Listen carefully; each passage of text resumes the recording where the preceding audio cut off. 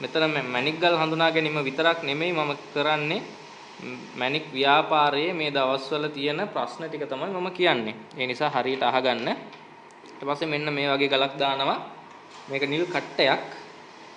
නිල් කට්ටයක් මේක. දාන්නේ කොහොමද? මෙන්න මෙහෙම. දැන් නිල් පාටයි නේද? ඔන්න බ්ලූ සෆයර් කියලා දානවා. ඔයාලා දැකලා ඇති Facebook එකේ මේ WhatsApp එකේ එහෙම නිතරම දකින්න තියෙනවා මේවා. මෙහෙම දැම්මම නිල් පාටයි. ඔය කට්ටයක් කියලා පේන්නෙම නැහැ. ලක්ෂ 2-3ක් දානවා නිකන්.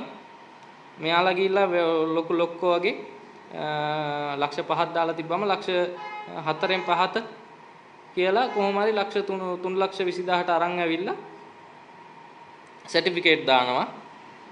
දැන් මම ඒකේ එනවා නැචරල් කොරන්ඩම් බ්ලූ සෆයර් කියලා. අන්න එතනත් දිනුම්. ඊට පස්සේ විකුණන්න ගියාම තමයි බඩු හම්බෙන්නේ. මේක නිල් කට්ටයක් කියලා එකෙන්ම මෙහෙම දානවා.